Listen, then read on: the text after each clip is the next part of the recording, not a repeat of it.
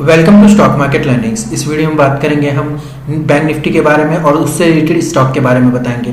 साथ ही इसके अपसाइड और डाउनसाइड के टारगेट भी आपको बताए जाएंगे। और साथ ही अगर आप ट्रेडिंग टिप्स लेना चाहते हैं तो उसके लिए आप व्हाट्सअप कर सकते हैं, जिसका लिंक आपको डिस्क्रिप्शन में मिल जाएगा। हमारे साथ जुड़ने पर आपको stocks, bank Nifty, Nifty 50, cash, option, future की ट्रेडिंग टिप्स दी जाती है।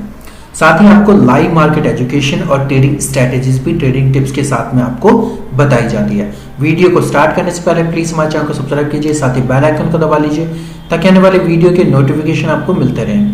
चलिए स्टार्ट करते हैं वीडियो को।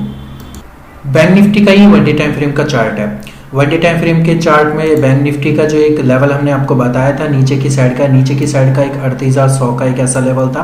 इस लेवल को नीचे की साइड में अगर ब्रेक करता तो फर्स्ट टारगेट जो मैंने आपको बताया था वो 38,000 का था। दूसरा जो टारगेट आपको मैंने 100 पॉइंट के टारगेट आपको बताए थे, 38,800, 900 और 700 के आसपास के टारगेट मैंने आपको सारी चीज़ें की आपको पिछले दिन के टारगेट मैंने आपको चीज़ें बताई थी। ठीक है, अब रही बात पिछले दिन के हिसाब से मैंने एक चीज़ बात आपको बताई थी कि 38,400 का अगर अपसाइड में ब्रेक करता है तो डेफिनेटली जो फर्स्ट टारगेट होगा वो 500 का होगा, दूसरा टारगेट होगा 600 का, फिर उसके बाद जो टारगेट होगा वो 800 का टारगेट आपको रखना है। यानी कि पूरे के पूरे टारगेट अपसाइड में अचीव हुए हैं। नीचे का जो था वो सपोर्ट को लेके वापस अपसाइड में मूव करा था इसने। ठीक है, फिर वापस इसने 400 के नीचे ही क्लोजिंग दी है। यानी कि ऑल ओवर अगर देखा जाए तो अपसाइड में 400 और नीचे की साइड में 38,100 का ही लेवल है। ठीक है, ये तो चलो कोई नहीं, एक मतलब जब पिछले दिन आपको लेवल बताए थे उस हिसाब से ट्रेडिंग का जो लेवल्स बने हैं वो ये है। बात करेंगे स्विंग ट्रेडिंग के हिसाब से। स्विंग ट्रेडिंग में आपको तब बाय करना है, स्विंग ट्रेडिंग में आपको 38,450 के ऊपर ही बाय करना है। ठीक है, अगर 38,400 के ऊपर अगर आपको ये बाय हो जाता है तो डेफिनेटली जो आपके टारगेट होंगे, पहला टारगेट आपको 600 का रखना है, फिर आपको जो टारगेट रखना है वो 800 का रखना है।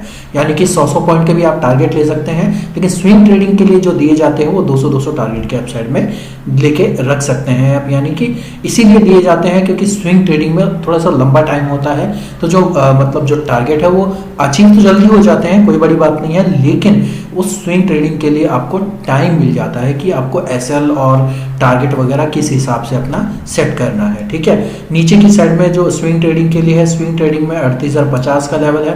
नीचे की साइड में 38,050 को अगर ब्रेक करता है तो डेफिनेटली जो आपका नीचे की साइड का टारगेट होगा वो टारगेट होगा पहला 800 का, फिर 850 का, फिर हो सकता है 650 का आपको टारगेट मिल जाए। हो सकता है क्योंकि क्या होता है कि कुछ लेवल्स ऐसे होते हैं कि लेवल्स को नीचे की साइड में ब्रेक करना थोड़ा सा मुश्किल होता है, क्योंकि जो ये 800 का एक ऐसा लेवल है, 850 का एक ऐसा लेवल है, इसको ब्रेक करता है तो डेफिनेटली आपको टारगेट नीचे की साइड में मिलेंगे ही मिलेंगे, 37,600 तक के टारगेट आपको। ठीक है, ये तो होगी स्विंग ट्रेडिंग की बात करेंगे अब नेक्स्ट ट्रेडिंग डे के बारे में।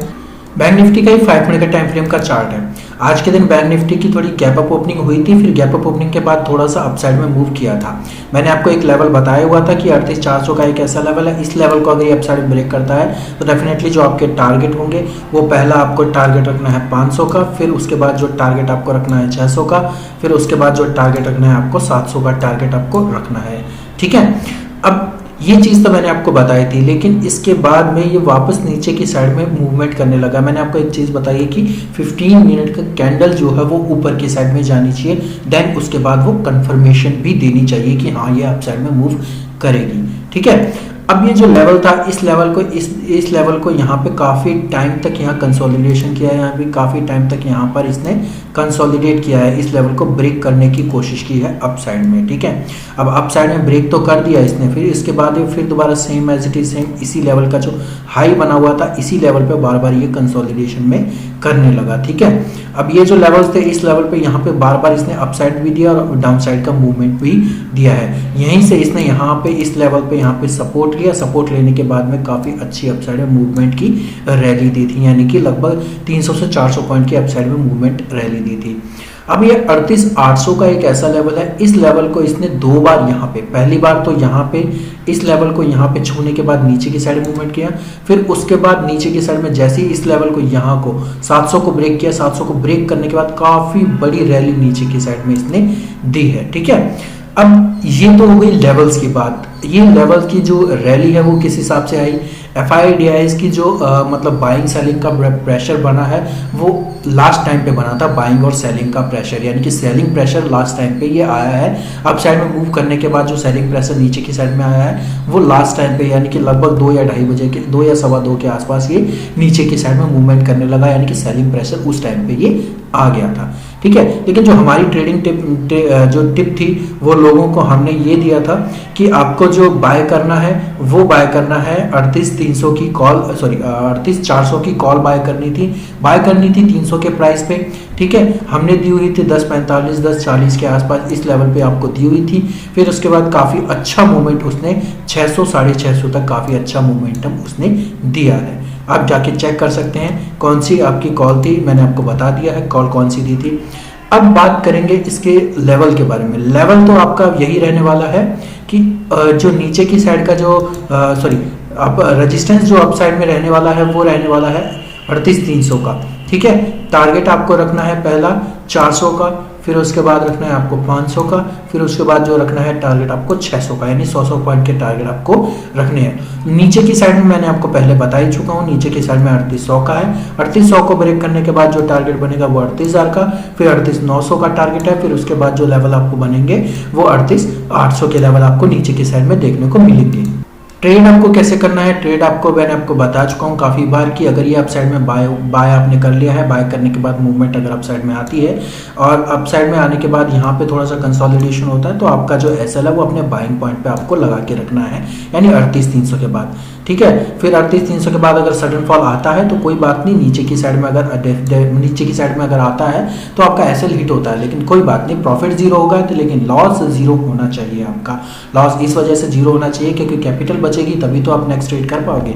फिर इस वजह से क्या होता है कि एक बार एसएल हिट होने के बाद में क्या होता है कि कंफर्मेशन भी देता है, फिर कंफर्मेशन देने के बाद डेफिनेटली अपसाइड में बाउंस कर जाता है, तो आप दोबारा उसे बाय कर सकते हैं। Same as it is same नीचे की साइड में ही ऐसे आपको बाय करना है। ठीक है, बात करेंगे अब इससे रिलेटेड स्टॉक के बारे में। रही बात ट्रेंड के बारे में, ट्रेंड रहेगा आपका इसका जो नेक्स्ट डे जो ट्रेंड रहने वाला है वो थोड़ा सा मॉर्निंग में नेगेटिविटी की तरफ रहने वाला है, यानी कि इसका जो ट्रेंड रह सकता है वो थोड़ा सा नेगेटिविटी की तरफ रह सकता है। क्यों नेगेटिविटी की तरफ रह सकता है, वो इस वजह से रह सकता है क्योंकि अभी फिलहाल के टाइम में सेलिंग प्रेशर आया है। सेलिंग प्रेशर की वजह से जो मतलब मॉर्निंग्स में अच्छी खासी रैली आपको देखने को मिली थी, वो रैली थोड़ी सी दोपहर के बाद में कंटिन्यू रह सकती है, यानी कि मॉर्निंग में थोड़ा सा सेलिंग प्रेशर देखने को मिलेगा, फिर उसके बाद मॉर्निंग के बाद आफ्टरनून में आपको थोड़ी सी बाइंग आपको देखने को मिल सकती है। ठीक है, स्टॉक के बारे में बात करते हैं। स्टॉक रहने वाला है हमारा स्टेट बैंक ऑफ इंडिया का। स्टेट बैंक ऑफ इंडिया का जो एक लेवल मैंने आपको पहले बताया था पिछले सेशन में जो आपको लेवल बताया था वो बताया था आपको 500 का लेवल। 500 का लेवल इस वजह से बताया था क्योंकि 500 के लेवल पे वापस नीचे की साइड में ये आ सकता है, क्योंकि ये काफ़ी देर तक यहाँ पे भी कंसोलिडेशन में रहा है 500 का लेवल। ठीक है, तो इस वजह से मैंने 500 के लेवल के ऊपर ही बाइंग के लिए सजेशन दिया था। टारगेट मैंने 5-5 पॉइंट के बताए थे आपको, ज़्यादा बड़े टारगेट आपको नहीं बताए थे, और 5-5 पॉइंट के जो टारगेट थे वो अचीव भी हुए हैं। ठीक है, अब रही बात जो स्विंग ट्रेडिंग के लिए करते हैं, तो स्विंग ट्रेडिंग के लिए आपको जो अब नीचे की साइड में अगर आपको रखना है तो नीचे की साइड में जो आपका ऐसा रखना है वो 505 पॉइंट का है। ठीक है, नीचे की साइड में अगर आपको बाय करना है तो 505 के नीचे बाय कीजिए, टारगेट रहेगा 500 का। ऊपर की साइड में अगर आपको बाय करना है तो 510 का एक लेवल है, 510 के ऊपर ही बाय कीजिएगा, टारगेट रहेगा 515 का लेवल, यानी कि ऊपर की साइड में 5-5 पॉइंट और नीचे की साइड में भी 5-5 पॉइंट। ठीक है, अब 2 या 3 दिन के लिए बात कर लेते हैं कि इसमें 2 या 3 दिन में क्या रहने वाला है।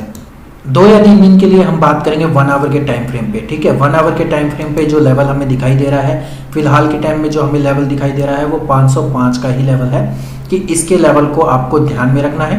ठीक है, 505 के लेवल के बाद में जो आपका टारगेट बन सकता है वो 500 तक का टारगेट आपको बन सकता है, यानी नीचे की साइड में जो टारगेट बन सकता है वो 505 का टारगेट है। लेकिन मैं 505 के टारगेट पर मतलब मैं आपको बताना चाहूँगा, उसको 2 पार्ट में आप डिवाइड कीजिए। नीचे की साइड में अगर आपको जाता है तो आप 505 को नीचे की साइड में अगर सेल करते हैं तो डेफिनेटली 502.50 या फिर ऐसे करके आप दो पार्ट में डिवाइड करिए, 2.5 पॉइंट का टारगेट लीजिए। अच्छी बात है, टारगेट अचीव भी हो जाएंगे, प्रॉफिट भी आपको 2.5 पॉइंट का होगा, लेकिन प्रॉफिट होगा ज़रूर। ठीक है, अब ऊपर की साइड में भी same as it is same करना है कि बाय करना है आपको 510 के लेवल पे। ठीक है, सॉरी मैं एक बार ये देख लेता हूँ, 510 के लेवल पे आपको बाय करना है टारगेट आपको पहला जो रखना है वो 512 का रखना है, फिर उसके बाद रखना है आपको 514 का, फिर उसके बाद आपको 516 का।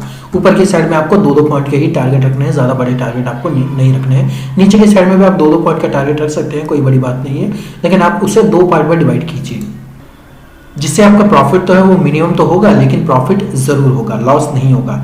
अब रही बात एसएल की, एसएल आपको वैसे ही रखना है जैसे मैंने आपको बताया है कि अगर अपसाइड में मूव करती है, ठीक है, अगर ये अपसाइड में मूव करता है, मतलब जो स्टेट बैंक ऑफ इंडिया का स्टॉक है ये अपसाइड में मूव करने लगता है, तो डेफिनेटली जो है वो अपना जो एसएल है वो अपने बाइंग पॉइंट पे लगाइएगा, ठीक है। Same as it is same, अगर ये नीचे की साइड में मूव करता है, ठीक है, जो अपना एसएल है वो अपने बाइंग पॉइंट पे लगाइएगा, ताकि आपको अगर एसएल हिट भी होता है प्रॉफिट जीरो हो, कोई बड़ी बात नहीं है, लेकिन लॉस आपको जीरो होना चाहिए। लॉस हमेशा आप अपना सिक्योर करके चलिए, ठीक है।